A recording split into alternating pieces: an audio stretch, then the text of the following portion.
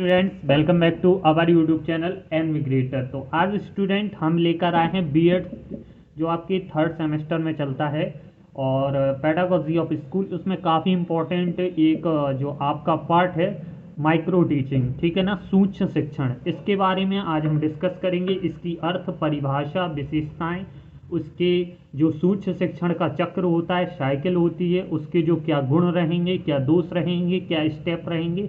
तो इस वीडियो में हम पूरा बताएंगे।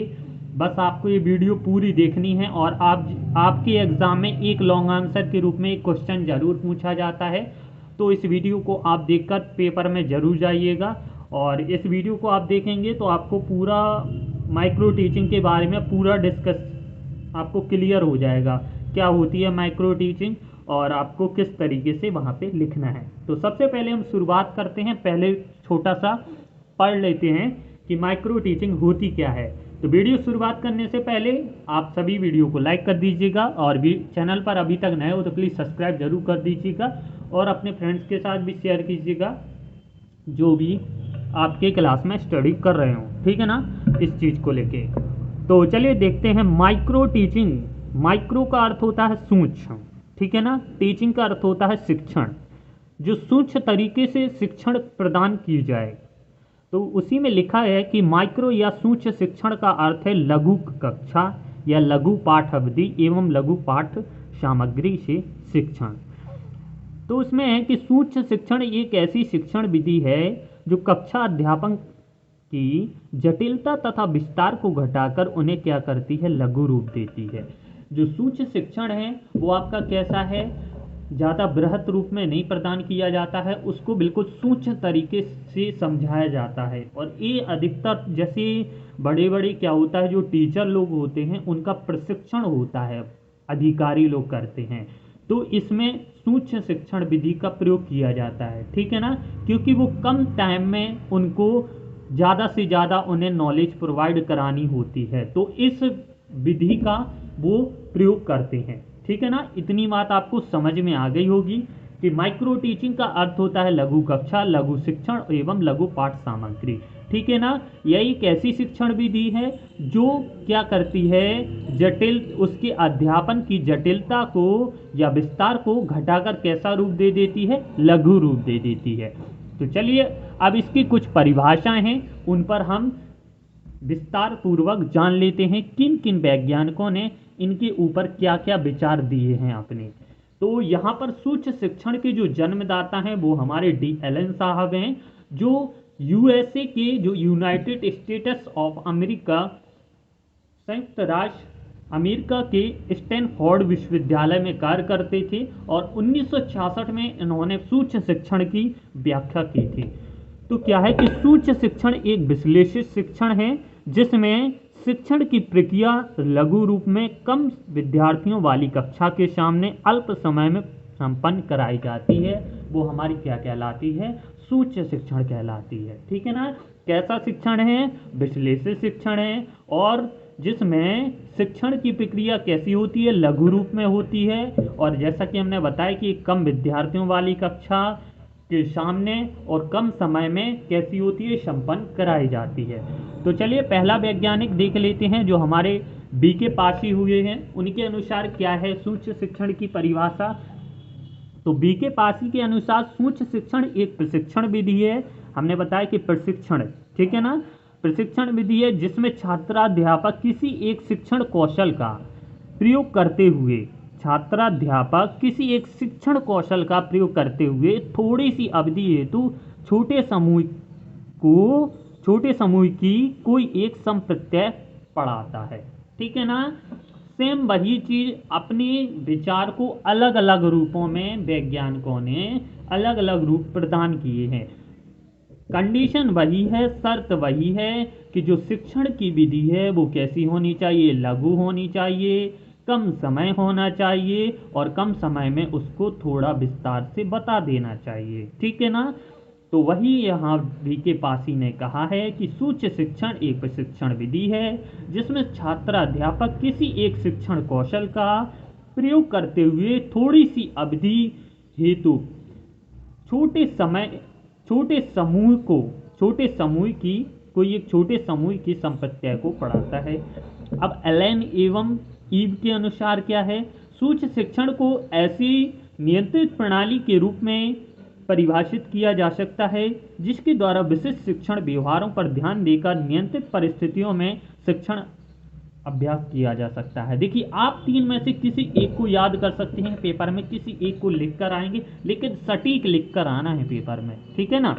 मैकलिस एवं अरविंद के अनुसार शिक्षण शिक्षणार्थियों द्वारा सरलीकृत वातावरण में किए गए शिक्षण व्यवहारों को तत्काल प्रतिपुष्टि प्रदान करने हेतु क्लोज सर्किट टेलीविजन के प्रयोग में प्राय सूक्ष्म शिक्षण कहा जाता है, ठीक है ना। ये हमारे तीन वैज्ञानिक हैं जिनके अनुसार ये परिभाषा है। मेरे अनुसार तो सबसे सरल परिभाषा आपके बी के पारसी के अनुसार दी गई है, तो इनको आप पढ़िएगा और इन्हीं को आप पेपर में लिख कर जाइएगा, ठीक है ना। चलिए अब आगे चलते हैं और इनकी विशेषताएं को देखते हैं। उच्च शिक्षण की ये विशेषताएं दी गई हैं, हमने यहाँ पर 5 ही ओनली विशेषताएं दी गई। आपको तो विशेषताएं गुण एक ही चीज हैं, विशेषताएं यानी उस जैसे एक व्यक्ति होता है, व्यक्ति के गुण और विशेषताएं काफ़ी सिमिलरिटी चीज़ होती है, समान चीज़ होती हैं। जैसे एक व्यक्ति तो उसके अंदर क्या क्या अच्छाई है, ठीक है ना, कि व्यक्ति झूठ नहीं बोलता है, व्यक्ति एक जटिल स्वभाव का है और होशियार है, ठीक है ना। तो उसी तरीके से सूक्ष्म शिक्षण की क्या विशेषता है, तो हमने पहले ही बताया कि सूक्ष्म शिक्षण में शिक्षण के तत्वों को सूक्ष्म स्वरूप दिया जाता है। सूक्ष्म उसका अर्थ मतलब छोटा ही है, तो सूक्ष्म कैसा दिया जाता है, सूक्ष्म स्वरूप दिया जाता है। अब है यह व्यक्ति सह प्रशिक्षण की विधि है, कैसी है, प्रशिक्षण की विधि है, ठीक है ना। अगला है इस विधि में प्रशिक्षणार्थियों को शिक्षण व्यवहार से संबंधित प्रतिपुष्टि तत्काल प्राप्त हो जाती है। अगला है यह जटिलता या विस्तार को घटाकर कैसा रूप देती है, लघु रूप देती है। इस विधि में कितने मिनट, जैसे 1-2 घंटे की अवधि को घटाकर कितना कर दिया जाता है, 5 से 10 मिनट, ठीक है ना, हमने बताया ना। और यह कम विद्यार्थियों के सामने प्रस्तुत की जाती है, एक भी ए भी लिख सकते हैं। जो भी इसकी विशेषताएं या गुण होते हैं वो आप इन्हें प्रकट कर सकते हैं। अब बात करते हैं सूक्ष्म शिक्षण के सिद्धांत क्या है। देखिए, हम दीर्घोत्तरीय प्रश्न के बारे में अगर आता है तो आपको पूरा ये चीज लिख देना है। इनके जो लघुत्तरीय छोटे शॉर्ट टाइप क्वेश्चन में अलग अलग चीज पूछ सकते हैं, सूक्ष्म शिक्षण की विशेषताएं या सूक्ष्म शिक्षण के सिद्धांत, सूक्ष्म शिक्षण की अर्थ एवं परिभाषा दीजिए, सूक्ष्म शिक्षण के प्रकार बताइए, सूक्ष्म शिक्षण चक्र बताइए। तो इस वीडियो में हम आपको पूरा विस्तार से बता दे रहे हैं ताकि आपके शॉर्ट टाइप क्वेश्चन भी बन जाएंगे इसी में से, और लॉन्ग टाइप तो आपको तैयार ही हो रहा है आपका ये क्वेश्चन। तो सूक्ष्म शिक्षण के सिद्धांत एलन एवं रियोन ने सन 1968 में क्या है, सूक्ष्म शिक्षण के निम्न 5 मूलभूत सिद्धांत दिए थे। तो ये कौन से 5 मूलभूत सिद्धांत है, सबसे पहला आपके 5 सिद्धांत इस प्रकार है कि पहला सिद्धांत है कि सूक्ष्म शिक्षण एक कैसा है, रियल टीचिंग है, वास्तविक शिक्षण है, ठीक है ना। Micro teaching is the real teaching, क्योंकि हम सामने ही प्रत्यक्ष रूप में प्रकट करते हैं इसको, इसलिए इसको वास्तविक शिक्षण का संज्ञा प्रदान की गई है। सेकंड है, पर इस तरह के शिक्षण में साधारण कक्षा शिक्षण की जटिलताओं को कम कर दिया जाता है। जैसे छोटे बच्चों को क्या है, विस्तार पूर्वक बताया जाता है। जैसे क्या होता है, उन्हें कोई चीज़ आसानी से समझ में नहीं आती है तो उन्हें सरल से जटिल की ओर बताया जाता है, लेकिन इसमें क्या है, जटिलताओं को कम कर दिया जाता है, बिल्कुल शॉर्टकट रूप में बताया जाता है, क्योंकि ये ज़्यादा छोटे बच्चों को प्रदान नहीं की जाती है। ये अधिकतर उन्हीं लोगों को प्रदान की जाती है जो इससे शिक्षित होते हैं, ठीक है ना। जैसे टीचर बड़े बड़े हुए जो जिनकी मीटिंग होती हैं तो वहाँ पर इसकी संज्ञा प्रदान होती है। अगला है, एक समय में किसी भी एक विशेष कार्य तथा कौशल की प्रशिक्षण पर ही बल दिया जाता है। जैसे अगर सूक्ष्म शिक्षण चल रहा है तो किसी एक कार्य पर ही इसकी संज्ञा प्रदान की जाएगी, किसी एक कार्य पर ही बल दिया जाएगा, किसी एक कार्य की बल, किसी एक कार्य तथा कौशल के प्रशिक्षण पर ही बल दिया जाएगा। ऐसा नहीं कि मीटिंग चल रही किसी और चीज़ की और उसमें किसी और ने बात प्रस्तुत कर दी किसी और की, तो बिल्कुल पूरा खराब हो जाएगा। क्योंकि क्या होता है कि जब अपन किसी एक चीज़ को लेके हमें पूरा पार्टीशन में डिवाइड करना होता है और अगर उसी मैटर में दूसरा मैटर छिड़ जाता है तो पूरा ये टीचिंग खराब हो जाती है, ठीक है ना। तो इसलिए थर्ड पॉइंट कहा गया है कि एक समय में किसी एक विशेष कार्य तथा कौशल के प्रशिक्षण पर ही बल दिया जाता है। अगला है अभ्यासक्रम की प्रक्रिया पर ज़्यादा नियंत्रण रखा जाता है। जो अभ्यासक्रम की प्रक्रिया है उस पर क्या है, कंट्रोल रखा जाता है। और परिणाम संबंधी साधारण ज्ञान तथा प्रतिपुष्टि के प्रभाव की परिधि विकसित होती है। तो देखिए 5 मूलभूत सिद्धांत 1968 में एलन एवं रॉय ने दिए थे। पहला है कि रियल एजुकेशन, रियल टीचिंग होती है, वास्तविक शिक्षण होता है। इस तरह के शिक्षण में क्या होता है, जटिलताओं को कम कर दिया जाता है, एक समय में किसी विशेष कार्य पर ही बल दिया जाता है। और अगला है कि अभ्यास की प्रक्रिया पर ज़्यादा नियंत्रण रखा जाता है और परिणाम संबंधी साधारण ज्ञान प्रतिपुष्टि के प्रभाव की परिधि कैसी होती है, लिमिटेड कर दी जाती है, विकसित कर दी जाती है। चलिए अब इसके प्रकार को देखते हैं। वीडियो को लाइक कर दीजिएगा। बात करते हैं सूक्ष्म शिक्षण के प्रकार क्या होते हैं। जैसे माइक्रो टीचिंग पढ़ाई जाती है तो सबसे पहले किस किस चीज़ों को पहले लिया जाता है। तो देखिए क्या है, सूक्ष्म शिक्षण के निम्न स्तर होते हैं। पहला होता है अभिविन्यास। क्या होता है, जब हम इसको प्रकट करते हैं तो अभिविन्यास यानी इसके छोटे छोटे यानी पूर्व ज्ञान से थोड़ा हम बता देते हैं कि आज हम इस सूक्ष्म शिक्षण में इस चीज़ के बारे में आपके लिए हम इस शिक्षण को प्रदान कर रहे हैं, ताकि उन्हें पता लग जाता है कि एक सामने वाला जो कर रहा है वो किस बारे में आपको बता रहा है, ठीक है ना। फिर है शिक्षण कौशलों की चर्चा होती है। फिर उसमें आदर्श पाठ प्रस्तुतिकरण होता है और पाठ का पर्यवेक्षण होता है, समालोचन भी होता है, सूक्ष्म शिक्षण का पाठ योजना होता है, लेसन प्लान तो आप जानते हो, शिक्षण स्तर किस तरीके का, प्रतिपुष्टि, पुनर्योजना, पुनर्अध्यापन, फिर है पुनः प्रतिपुष्टि। तो इस तरीके से यहाँ पर 10 स्तर बताए गए हैं, प्रकार बताए गए हैं। इनके बारे में आप स्वयं से कुछ न कुछ इनके बारे में थोड़ा सा लिख सकते हो। हमने इनके पॉइंट यहाँ पर लिखे हैं। अभिविन्यास, दूसरा है यहाँ के शिक्षण कौशलों की चर्चा, फिर आदर्श पाठ प्रस्तुतिकरण, फिर पाठ का पर्यवेक्षण, समालोचन, फिर है सूक्ष्म शिक्षण का पाठ योजन, शिक्षण स्तर, प्रतिपुष्टि, पुनर्योजन, पुनर्अध्यापन और पुनः प्रतिपुष्टि। पहले प्रतिपुष्टि, पुनर्योजना, फिर पुनः अध्यापन, फिर पुनः प्रतिपुष्टि, ठीक है ना। इसकी पहले शिक्षण स्तर रहेगा, फिर सूक्ष्म शिक्षण की पाठ योजना रहेगी, फिर पाठ का पर्यवेक्षण, फिर आदर्श पर। तो इस तरीके से आपको याद हो गए होंगे, ठीक है ना। अभिविन्यास रहेगा, फिर शिक्षण कौशलों की चर्चा रहेगी। जब कौशलों की चर्चा हो जाएगी तो एक आदर्श पाठ योजना बनाया जाएगा, फिर पाठ का पर्यवेक्षण किया जाएगा किस तरीके से, फिर उस सूक्ष्म शिक्षण का पाठ योजना बनाई जाएगी, फिर शिक्षण स्तर बताया जाएगा, प्रतिपुष्टि, पुनर्योजना, फिर पुनः अध्यापन, फिर पुनः प्रतिपुष्टि। अब देखते हैं इसके लाभ क्या होते हैं। जो आपका सूक्ष्म शिक्षण होता है इसके लाभ क्या होते हैं। लाभ और दोष ये भी काफ़ी ज़्यादा एग्जाम में पूछे जाते हैं और आपको ये लिख कर आना है, ज़्यादा नहीं, 5 पॉइंट आप इसके पढ़ लीजिएगा। सूक्ष्म शिक्षण के प्रशिक्षण विधि के कई लाभ हैं। आप इनके विशेषताओं से ही उठा सकते हैं कि यह कम समय में पूर्ण हो जाती है, जटिलताओं को कम कर देती है। तो लिखा है यह कक्षा शिक्षण की जटिलताओं को कम करता है। सेकंड पॉइंट है यह शिक्षण विधि छात्र अध्यापक को कम समय में ज़्यादा सिखाती है। हमने बताया ना कि कम समय में कैसा है, ज़्यादा बता देती है। यह शिक्षण विधि छात्र अध्यापकों को आत्मविश्वास को जागृत करती है। जो सेल्फ कॉन्फिडेंस है उनका कैसा होता है, बढ़ता है। छात्र अध्यापक का वस्तुनिष्ठ मूल्यांकन किया जाता है। इसमें क्या है, उन लोगों को ऑब्जेक्ट टाइप के तौर पर उनका रिसॉल्यूशन किया जाता है, उनका मूल्यांकन, सॉल्यूशन मूल्यांकन किया जाता है। अगला है सूक्ष्म शिक्षण से शिक्षण प्रक्रिया सरल होती है और सूक्ष्म शिक्षण से व्यावसायिक परिपक्वता विकसित होती है। सूक्ष्म शिक्षण से छात्र अध्यापकों की व्यक्तिगत भिन्नता पर ध्यान दिया जाता है और सूक्ष्म शिक्षण छात्र अध्यापकों के व्यवहार परिवर्तन में ज़्यादा प्रभावी होती है। इस तरीके से आप 5 तो सीख गए होंगे।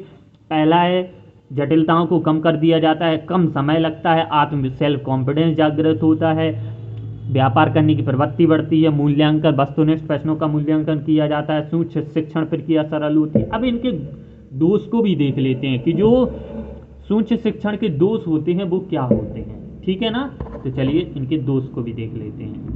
सूक्ष्म शिक्षण के दोष, यहाँ पर हमने दोष भी लिखे हैं देखिए, साधनों का प्रायः अभाव होने से सूक्ष्म शिक्षण में वीडियो फिल्म, जो कि सर्वाधिक प्रभावी है, का प्रयोग किया जाना संभव नहीं है। क्यों नहीं है? क्योंकि यहाँ पर चलचित्र दिखाकर सूक्ष्म शिक्षण नहीं किया जा सकता है, क्योंकि अगर चलचित्र हम वीडियो के माध्यम से दिखाएंगे तो ज़्यादा समय ले लेगा, और जो कि सूक्ष्म शिक्षण की प्रक्रिया के विरोध है, यानी इसका विरोध करता है, क्योंकि सूक्ष्म शिक्षण का नाम ही है कि कम समय में इस शिक्षा को प्रदान करना। ठीक है ना? तो हमारा पहला दोष यहाँ पर पुष्टि हो जाती है। सेकंड पॉइंट है, सूक्ष्म शिक्षण का उपयोग करने हेतु विशेष रूप से प्रशिक्षित अध्यापकों की जरूरत होती है। ऐसा नहीं जिसमें आधा अधूरा ज्ञान। हमने पहले ही बताया शिक्षण सूत्र में कि देखिए, अगर टीचर कितना भी योग्य क्यों ना हो, टीचर कितना भी योग्य क्यों ना हो, उसकी योग्यता का निर्धारण तभी होगा जब अपने ज्ञान को छात्र के सामने सम्मुख प्रकट करेगा और छात्र उनके ज्ञान को आसानी भाषा से समझ लेंगे, तभी एक टीचर को उसकी योग्यता का निर्धारण पुष्टि होती है। ठीक है ना? टीचर अपने ज्ञान में कितना भी निपुण क्यों ना हो, लेकिन वो अधूरा ही माना जाएगा उसका ज्ञान, जब तक कि वह अपने ज्ञान को किसी दूसरे विद्यार्थियों तक सम्मुख तक पहुंचा ना सके, उसको दूसरे विद्यार्थियों को समझा ना सके, तो उसके ज्ञान को अधूरा ही माना जाएगा। ठीक है ना?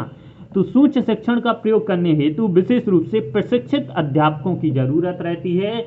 ऐसे ऐसे अध्यापक जिनको काफ़ी ज़्यादा नॉलेज होती है, यानी काफ़ी निपुण होते हैं इस चीज़ में। सूक्ष्म शिक्षण हेतु इसलिए कम लोग मिलते हैं, इसलिए इसका दोष माना जाता है। सूक्ष्म शिक्षण हेतु कई कक्षों की जरूरत होती है, क्योंकि एक कक्ष में ज़्यादा बच्चों को नहीं रखा जाता है और ज़्यादा टीचर को भी नहीं, जैसे प्रशिक्षित को नहीं रखा जाता है, ओनली 5 से 10 लोग। तो जैसे सूक्ष्म शिक्षण चलता है तो अलग अलग कक्ष की ज़रूरत होती है। तो ये आपके दोष हुए। अब इनके ये भी काफ़ी ज़्यादा पूछा जाता है, पेपर में पूछा गया भी है 2021 में, पिछले साल, कि सूक्ष्म शिक्षण चक्र बताइए, बनाइए और होता क्या है। ठीक है ना? तो पहला है योजना निर्माण। जब योजना निर्माण कौन करता है? अध्यापक करता है। अध्यापक इसकी प्रतिपुष्टि करता है। फिर देखिए, योजना निर्माण, उसके जस्ट सामने पुनः योजना निर्माण, यहाँ पर अध्यापक तो इसके क्रॉस में पुनः अध्यापक, प्रतिपुष्टि तो इसके क्रॉस में पुनः प्रतिपुष्टि। तो आप सूक्ष्म शिक्षण चक्र आसानी से सीख गए होंगे। इसमें कुछ नहीं है, क्रॉस, सामने सामने और इसके क्रॉस। ठीक है ना? देखो, योजना निर्माण, अध्यापक, प्रतिपुष्टि, पुनः योजना निर्माण, पुनः अध्यापक, पुनः प्रतिपुष्टि, और पूरा एक साइकिल चलता है। अब इसकी अवधि देख लेते हैं कि आपकी अवधि क्या होती है। सूक्ष्म शिक्षण चक्र की अवधि, शिक्षण होता है वो टोटल अवधि हमारी 36 मिनट की होती है, 36 मिनट की। तो शिक्षण हमारा सबसे पहले 6 मिनट के लिए प्रदान किया जाता है, फिर इसकी प्रतिपुष्टि 6 मिनट को होती है, फिर पुनः योजना 12 मिनट में बनाया जाता है, फिर पुनः शिक्षण 6 मिनट में किया जाता है, फिर पुनः प्रतिपुष्टि इसकी 6 मिनट में होती है। तो इस तरीके से हमारी, अगर पूछा जाए कि सूक्ष्म शिक्षण चक्र की अवधि कितनी होती है, तो 36 मिनट की होती है। ये आपकी सीटेट में भी पूछा जा सकता है। ठीक है ना? माइक्रो टीचिंग में। और आपको अगर लिखना हो तो इस तरीके से लिख भी सकते हो पेपर में। ठीक है? और इसके कुछ स्टेप भी बता देते हैं कि सूक्ष्म शिक्षण चक्र के पद क्या होते हैं। तो विशिष्ट कौशलों को परिभाषित करना, कौशल का प्रदर्शन, लघु पाठ योजना का निर्माण, लघु पाठ योजना का अध्यापन, प्रतिपुष्टि का प्रस्तुतीकरण, पुनः नियोजन, पुनः शिक्षण और पुनः मूल्यांकन करना। तो इसके सूक्ष्म शिक्षण के स्टेप थे। तो इस तरीके से सूक्ष्म शिक्षण माइक्रो टीचिंग के बारे में जितना था हमने सारा आपको डिटेल में बता दिया है। आप 1-2 बार वीडियो को देखेंगे तो आपको आसानी से याद तक हो जाएगा। कुछ ज़्यादा नहीं है इस चीज़ में, बस आपको एक बार अच्छे तरीके से पढ़ लेना है, फिर आप आसानी से लिख सकते हो पेपर में। और लॉन्ग आंसर के रूप में पूरा इतना काफ़ी है, जितना हमने बताया है इतना आप लिख के आ जाना।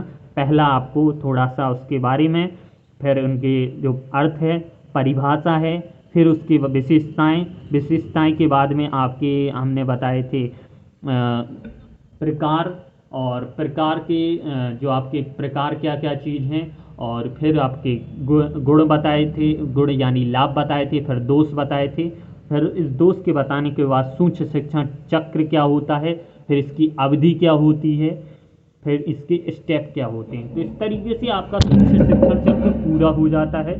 ठीक है, तो वीडियो आपकी, और सूक्ष्म शिक्षण चक्र के सिद्धांत भी पढ़ लेना। हाँ, 5 सिद्धांत हैं। पहला वास्तविक, जो आपके लॉन्ड्रिया ने दिए थे, वास्तविक होता है, इसकी जटिलता को कम कर दिया जाता है, विशेषकार में ध्यान रखते हुए पूरा विशेषकार पर बल दिया जाता है, कौशल अभ्यास की कमी को ज़्यादा नियंत्रित किया जाता है, और परिणाम संबंधी साधारण ज्ञान प्रतिपुष्टि पर भी विकसित होती है। ठीक है ना।